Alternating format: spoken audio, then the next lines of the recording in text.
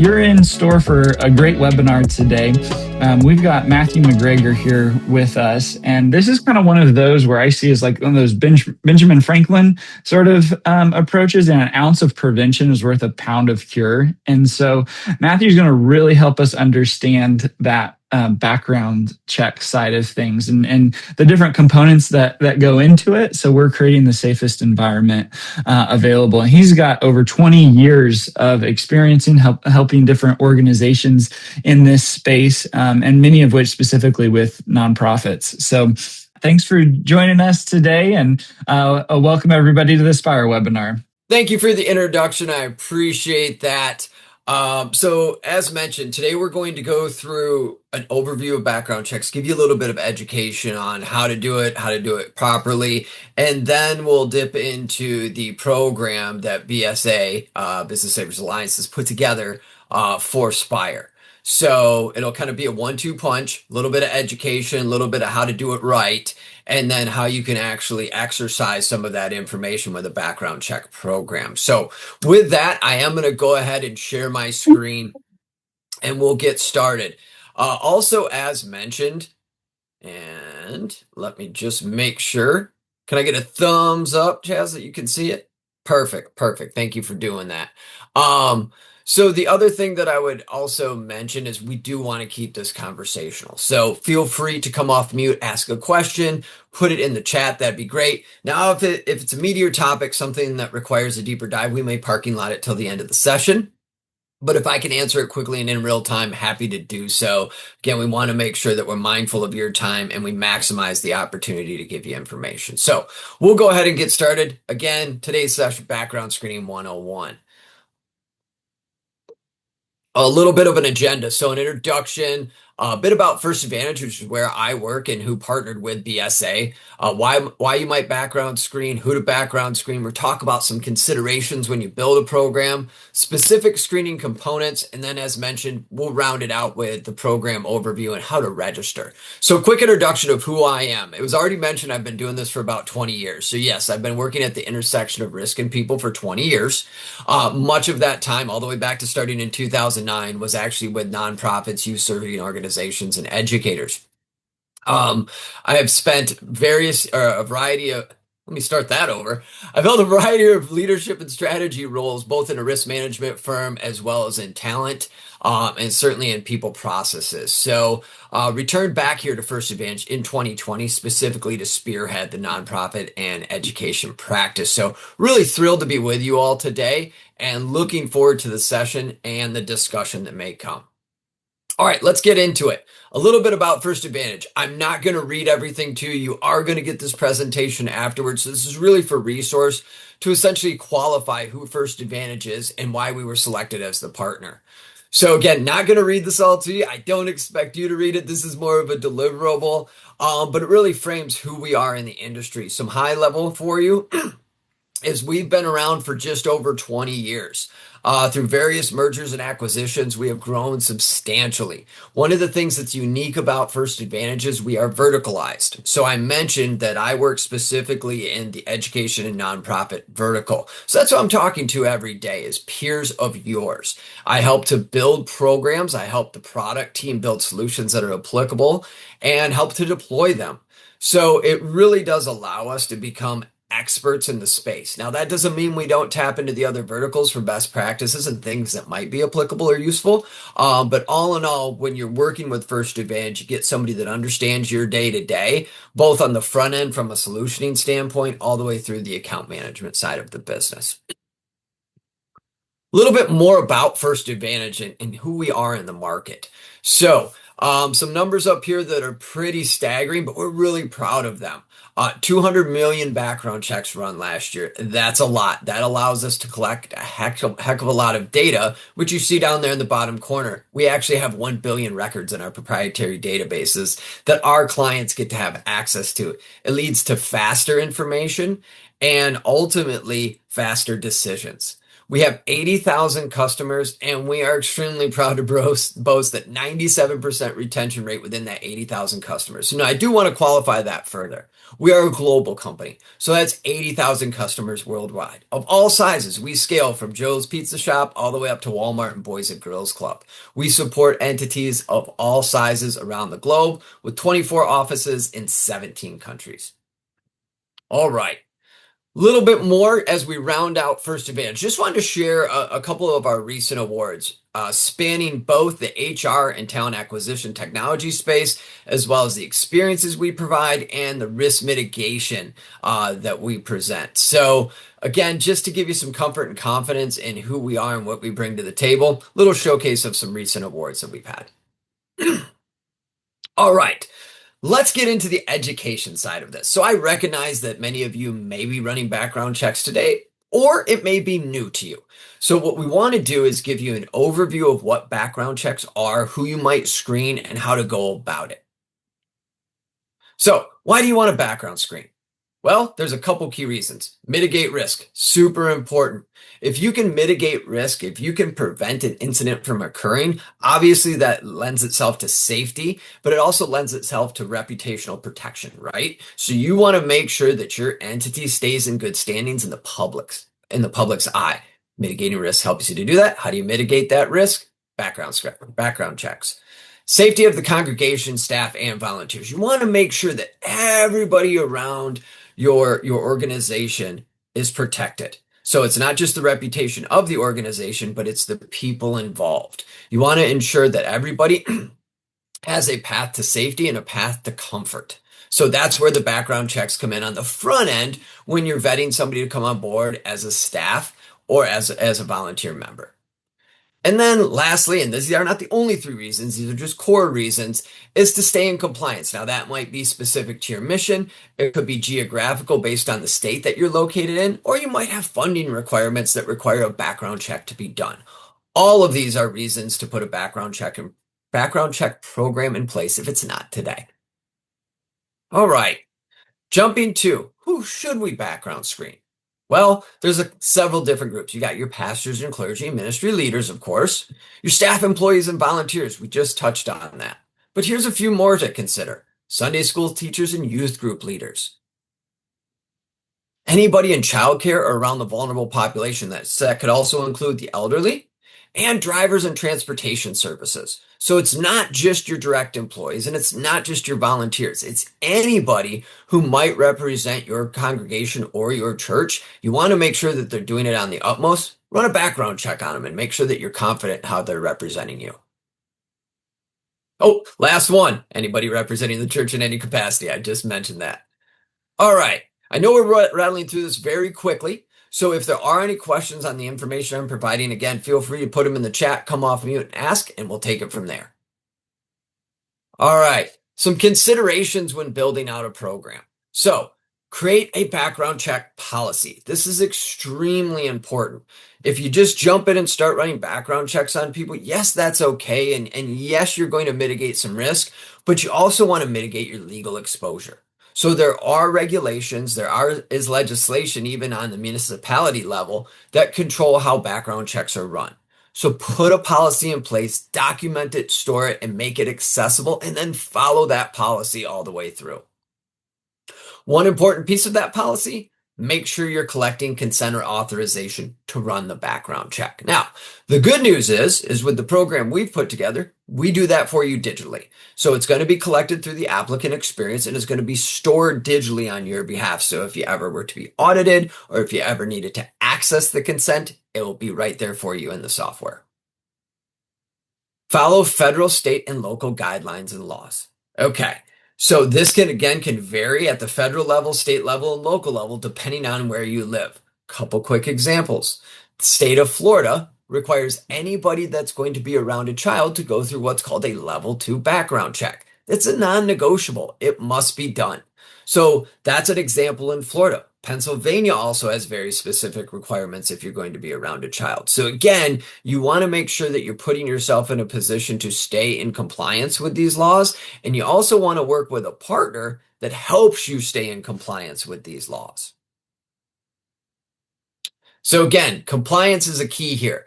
The Fair Credit Reporting Act, or as we call it, the FCRA, is overlying in how we use this type of information to make decisions. So contractors, employees, and volunteers all fall under the FCRA, which means you need to abide by it to avoid legal exposure. Again, good news with our program, default is compliance. So you're going to abide by the FCRA just simply by using our software.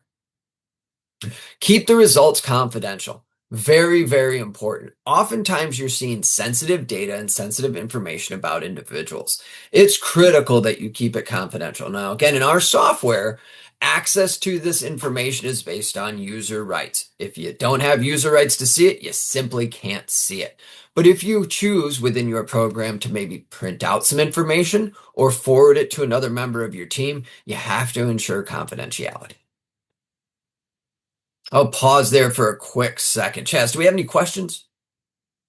No, and it's yeah, good point. I would be curious just if you got any guidance on formulating a policy. Like, just give us a little more into what would go into that or not go into that. I'd be curious. Yeah, so it's a great question. I have to be careful here because I cannot give legal advice.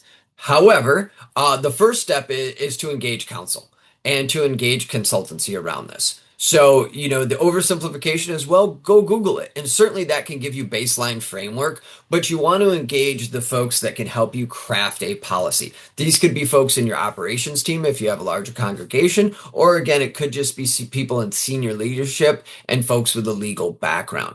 There's a couple steps to it. So one, it's who are you background screening? So that's the first piece of the policy that you lay out.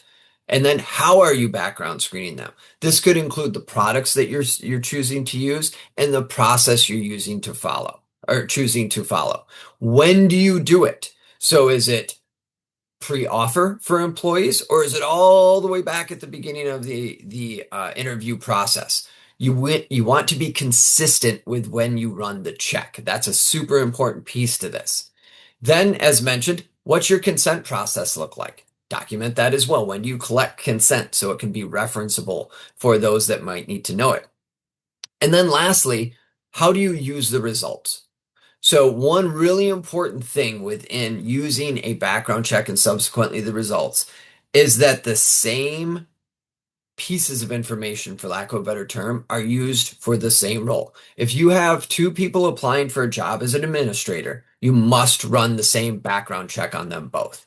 You can't choose a few products for one and then some different products for the other. That can lead to legal exposure because they weren't treated the same within the decision-making process. And then finally, if you choose not to bring somebody on board, could be an employee, could be a volunteer, could be a contractor, that is taking adverse action. So you need to subsequently send out adverse action letters, letting this person know that you are taking adverse action. So those are just some of the high levels, but ultimately you want to work with a legal professional to craft this and make sure again that you have it documented. Chaz, did that answer the question? Yeah, I think that was really helpful. Wonderful. Okay. Oh, I see a question just popped in. Let's see here. David, let me read this.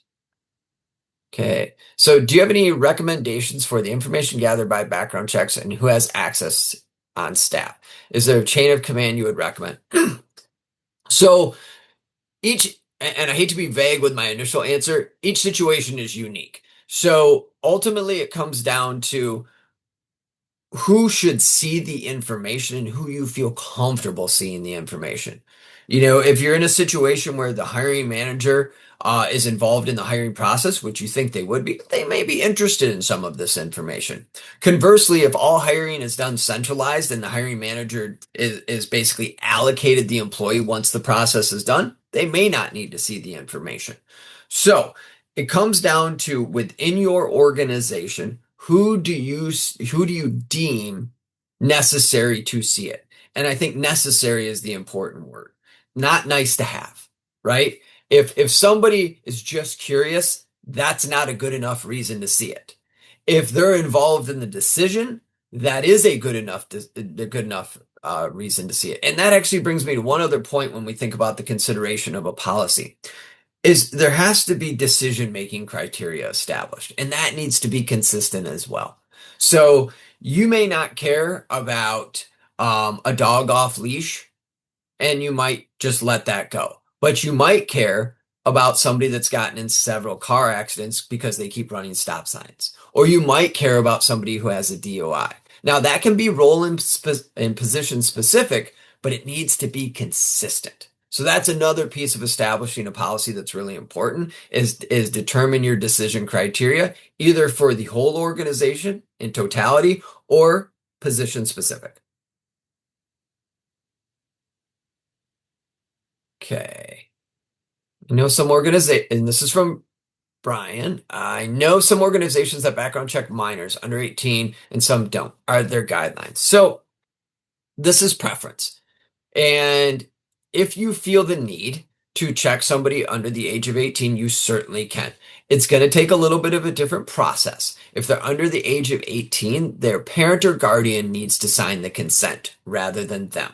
The other thing that I would call out is you may not see as much as you may with somebody over the age of 18 or an adult. Reason being, a lot of times records for folks under the age of 18 get expunged or they're sealed. So the return there might not be as great. All that being said, if driving safety and feeling comfortable about who's representing your organization is important, and it should be, then yes, go ahead and run a background check on them. Again, not going to be as high of a return, and there's going to be a few extra steps that you need to take. Good questions. All right. I will keep it moving here then. So now we're going to talk about some screening components. I'm going to take a quick drink here. All right. So these are components that you will see in a typical background screening program. Is this everything out there? Absolutely not. Here at First Advantage, we offer 200 plus products. We're not going to go through 200 products today. We're going to focus in on what I would consider best practice. And that's what's on the screen. So I'm going to take you through each of these. We're going to talk about what they are, the type of data they would return, and then we'll touch on some use cases as well. All right, so let's start at the top with identity. The typical way to capture identity and confirm identity is through a social security number verification. Now, today, and including here at First Advantage, there are increasingly additional ways to do so. Truly just an identity check where it takes a selfie, compares it to an ID, and then ultimately gives you that confirmation using AI. Do we have those again at First Advantage? Yes, we do. Now, the program we're going to talk about here in a little bit really focuses on that traditional method of using social security number verification. So what does that look like? Well, what it's not is going to the social security number administration. What we're actually doing is using credit headers and the social to confirm identity and then populate where the individual has lived. That's going to lead to where we actually run the criminal checks down the line within a package function. So we'll talk about that in a little bit. But again, the traditional and typical way of confirming identity and driving package function is social security number verification. Right below that, we're going to touch on a variety of criminal searches. Right at the top is the Department of Justice National Sex Offender Registry. Now, there are 50 states and there are 50 individual sex offender registries. We recommend using the Department of Justice National Sex Offender Registry because it's an aggregate of all 50 states. You're going to get the most current information at that level. So let me give you a quick scenario. What we know about oftentimes sex offenders is they can be a transient population, but they don't always re-register in the state that they moved to, which is what they're supposed to do, but they don't always do it. But the state that they were convicted in will send that information to the National Sex Offender Database. So even if they start moving around and they didn't re-register and wouldn't show up in a state database, they will show up in the national database. So that's why we recommend running it at the national level. Right below that, you have a national criminal search. So I want to take a moment here to explain what this is, because most background screening providers have a national, and I use the term something something criminal search. It usually has the word national in. It's a bit of a misnomer. It's not an aggregate of all 50 states, all 94 federal districts, and all 3,143 counties. It's pieces of them. So you have some state repositories, you have some Department of Corrections, you have some counties that are in there, just not all. It does allow you to cast a wider net, though. So if you're running this in conjunction with some of the other searches below it, which we'll talk about in a minute, you have an opportunity to find more about your applicant. And taking it a step further, here at First Advantage, we also give you access to our proprietary database within that search. So that database gets 8 to 10,000 new records put in every day. And those come from the likes of Amazon or Make-A-Wish or a variety of organizations that we serve, all the way down to, like I mentioned earlier, a local pizza shop.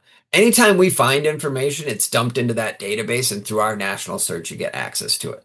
But the big piece I want you to get out of this is when you see a national criminal search on the list of offerings, that does not mean that it's a coast to coast, access to everywhere criminal search. It's very important that you recognize that and understand that, so you have a clear understanding of the type of data that you're going to be receiving on an individual. All right, right below that, felony and misdemeanor at the county level. It's just what it sounds like. It's a county search where we're going to go to the county where the individual lived in a current county situation, or a 7-year history of all the counties they've lived in, and we're going to look for criminal information that we might be able to return to you. And again, it's at the felony and the misdemeanor crime level. All right, right below that, federal criminal search. Really kind of what it sounds like. It's a search of one of the 94 federal districts, or a 7-year history of federal districts, again, looking for crimes associated with the individual you're screening. Now, one of the things about federal crimes is they're typically white collar, and traditionally had a lower hit rate, meaning we weren't seeing a lot of hits come up.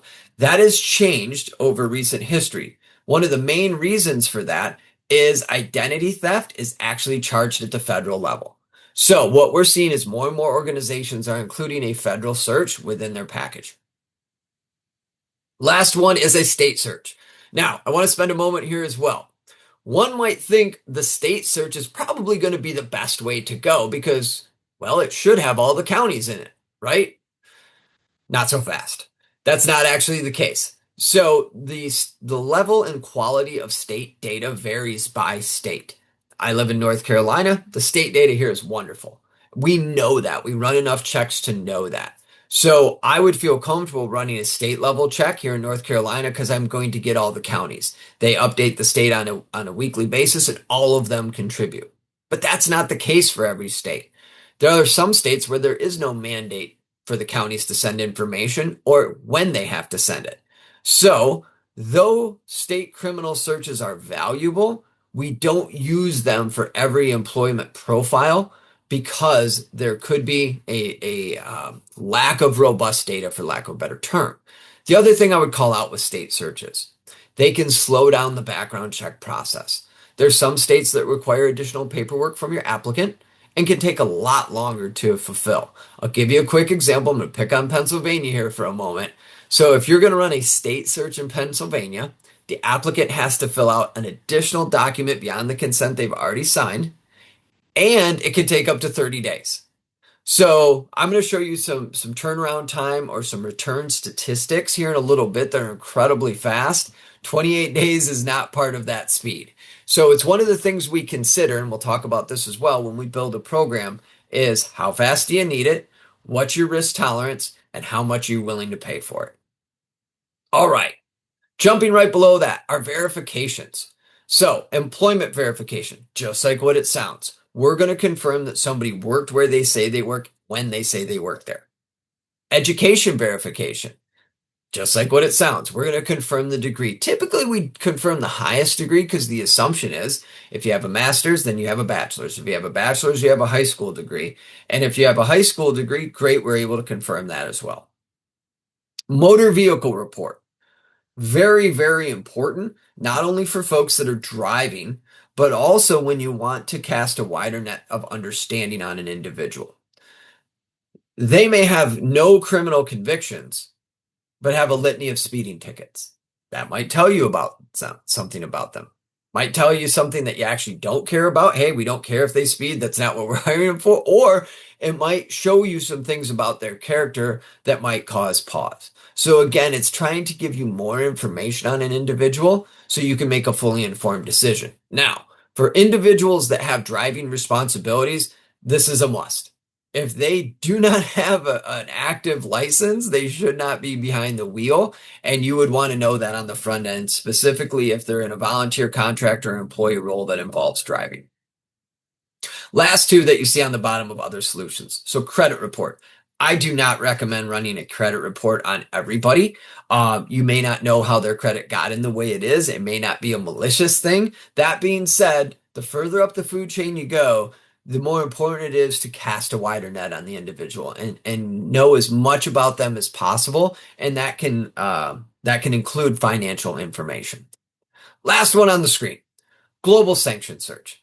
So this is an aggregate of 95 different databases. So again, don't recommend running on everybody, but higher up the food chain you go, you may want to know some of this information. It has terrorist watch lists and FBI files in it. So it's a really robust database that you can get just by adding a couple dollar search into the package. All right. Again, I recognize I rattled through that very, very fast. I will pause here. Are there any questions?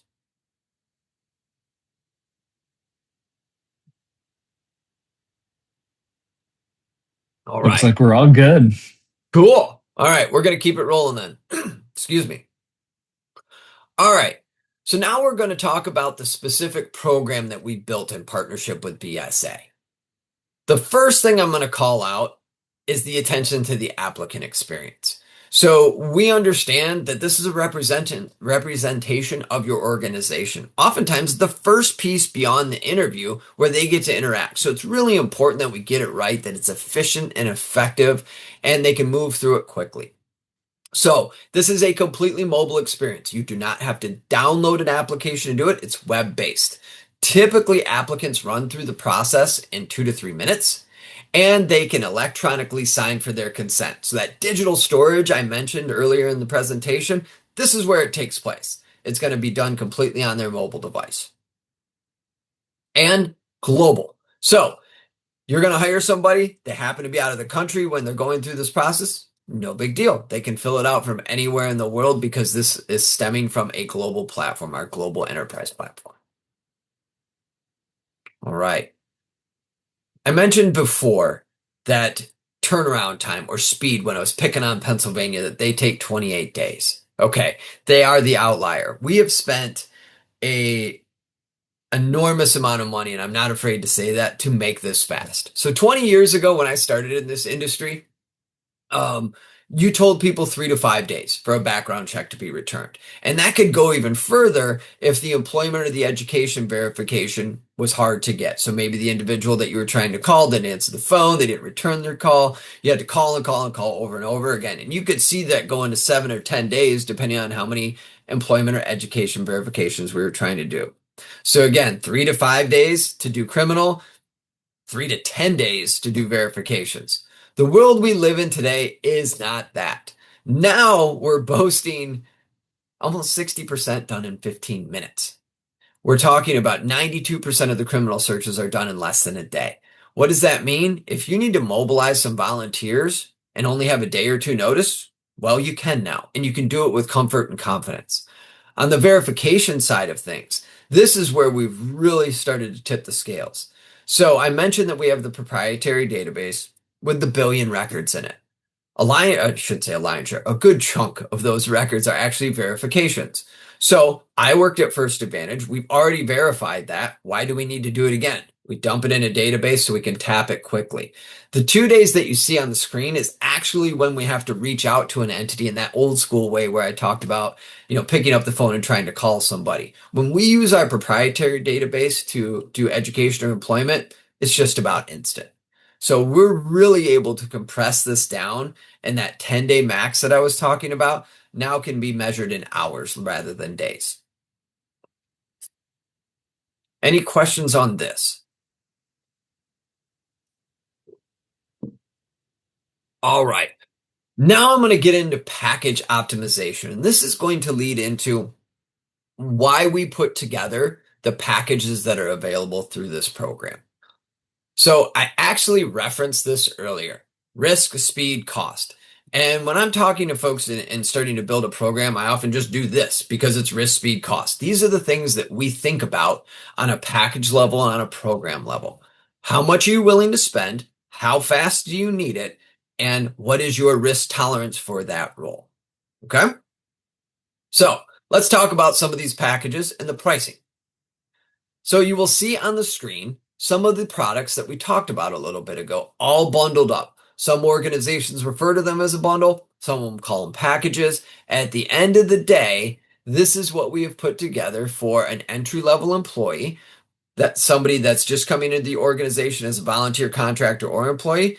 And then right next to it, you see the same thing, but with a motor vehicle report added. So that's in the event that this person will have any sort of driving responsibilities. And again, that can be a contractor, a volunteer, or an employee.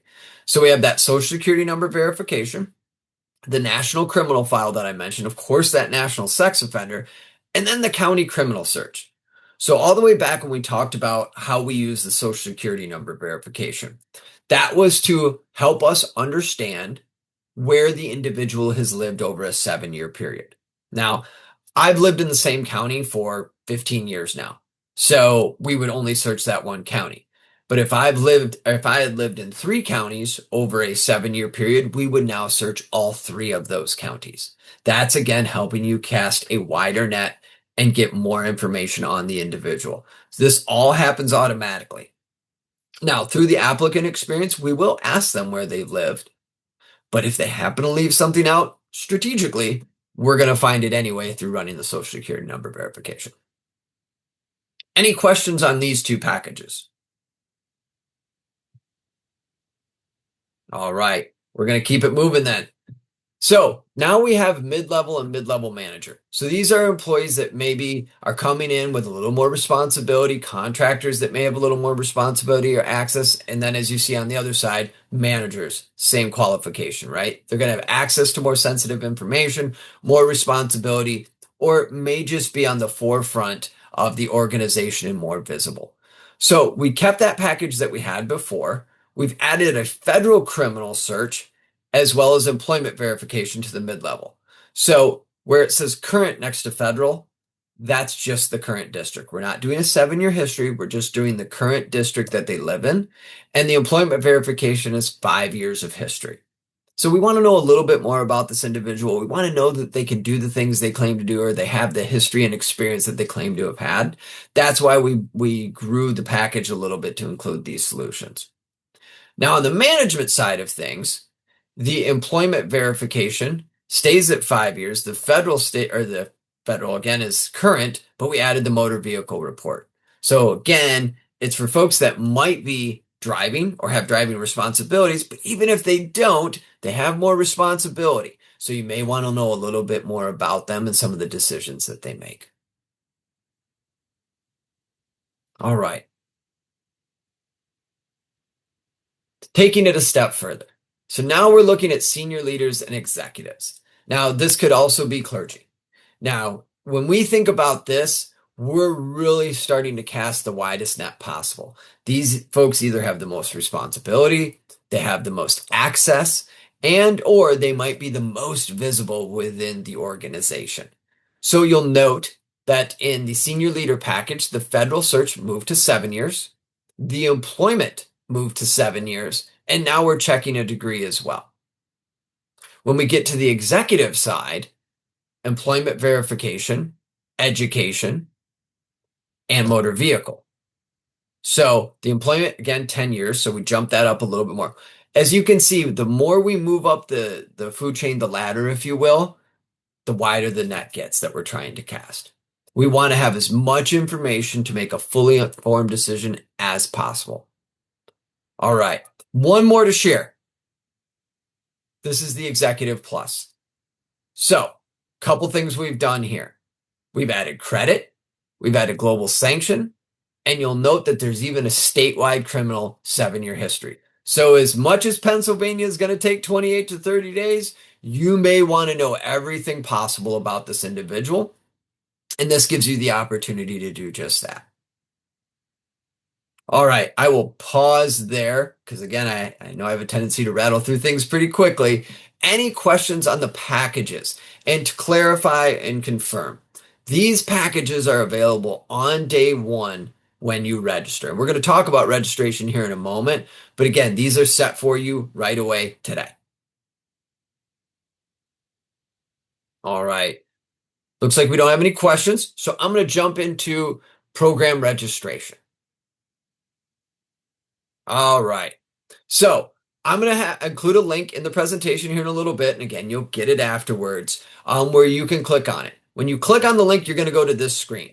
And this is how you register for an account. Now, you can do this on a computer, you can do it on a pad, or you can do it on your mobile device. Doesn't matter how you access it, it'll take 5 to 10 minutes. And that will include every step in the process.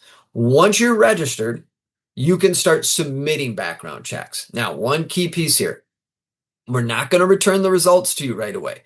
We have to do what's called credential your account. We need to make sure that it's in a position where we can return that sensitive information to you. That process takes 24 to 48 hours.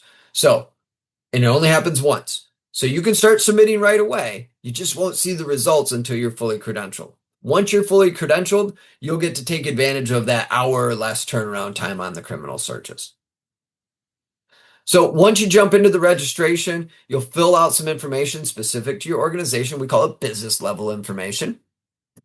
After that, you start to load in the users and the company information.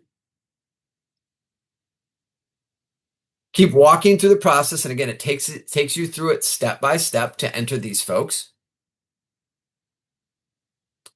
And then it's going to take you through the agreement for services.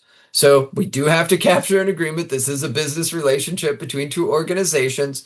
But again, it's displayed for you very quickly on your mobile device, your pad, or your computer. So you can roll through it and then provide electronic signature. And once you've completed all that, you're done. Again, 5-10 minutes max, and you're ready to go.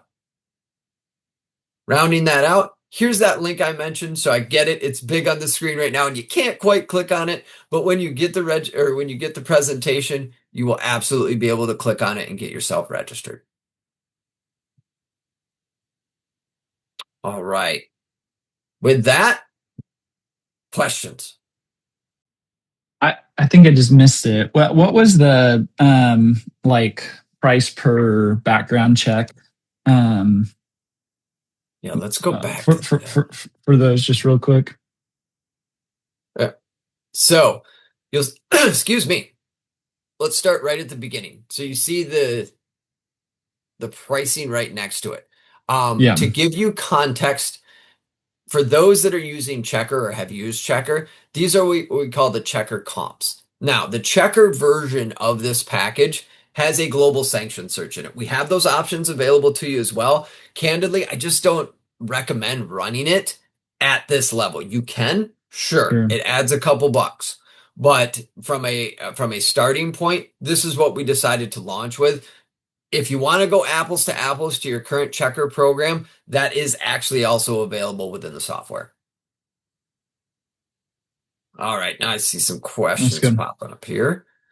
Yeah, so Deanna asked, how often does First Advantage recommend background checks be done and redone once someone is on staff or volunteering?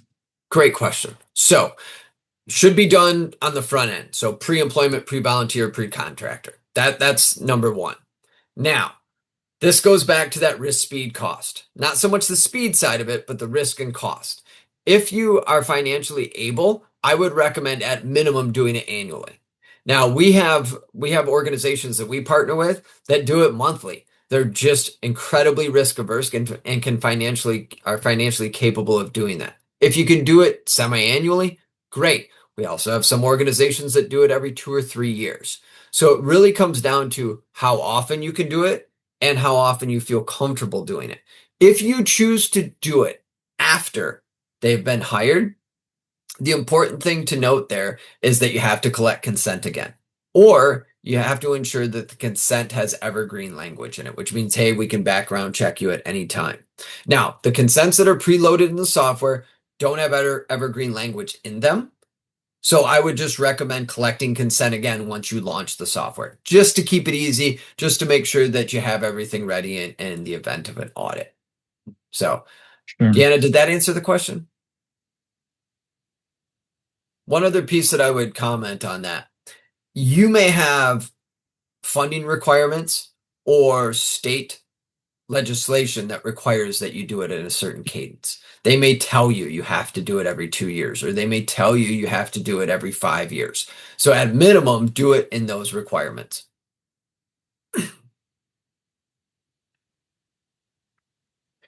All right. Is this being recorded? Yes, I believe it is. It is. It is. Yep. John asked, yeah. Okay. Jen asked, I understand the cost per background check, but is there a cost to join First Advantage? No. So this is transactional. If you don't run a check, we don't bill you. So you will only be charged if we conduct a background check on your behalf.